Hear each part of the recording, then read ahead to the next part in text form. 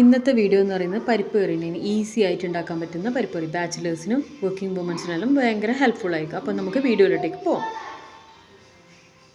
ഇതിനായി വേണ്ടത് ചുവന്ന പരിപ്പാണ് എടുക്കുന്നത്. അത് പിന്നെ കുറച്ച് പൊട്ടാറ്റോ എടുക്കുന്നുണ്ട്, ഒരു പച്ചമുളക്, അര സവാള, അര തക്കാളി, കുറച്ച് വെളുത്തുള്ളി. ഇത്രയുമാണ് ഇതിനാവശ്യം. ഇതെല്ലാം നമ്മൾ ഒരു പ്രഷർ കുക്കറിലേക്ക് ഇട്ട് കൊടുക്കുക.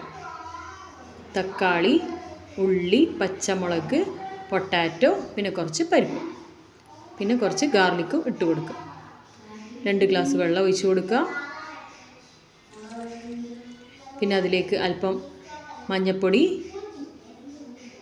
പിന്നെ ചേർക്കേണ്ടത് ആവശ്യത്തിനുള്ള ഉപ്പ്, പിന്നെ ഇടേണ്ടത് അല്പം മുളക് പൊടി, പിന്നെ 2 സ്പൂണ് ഓയിലും ഒഴിച്ച് കൊടുക്കുക. ഏതെങ്കിലും ഒരു സൺഫ്ലവർ ഓയിൽ ഒഴിച്ച് കൊടുക്കുക. കുക്കർ അടച്ച് വെക്കുക. പിന്നെ 3 വിസിൽ വരുന്നവരെ വെക്കുക.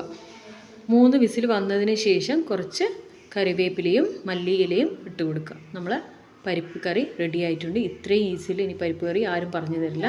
ഇതിൽ തേങ്ങയോ ഒന്നും ആവശ്യമില്ല, തേങ്ങ അരപ്പോ ഒന്നും ആവശ്യമില്ല. 5 മിനിറ്റ് കൊണ്ട് ആക്കാൻ പറ്റുന്ന പരിപ്പ് കറിയാണ്. എല്ലാവരും ട്രൈ ചെയ്ത് നോക്കുക. സ്വാദിന് ഒരു കോംപ്രമൈസും ഇല്ല.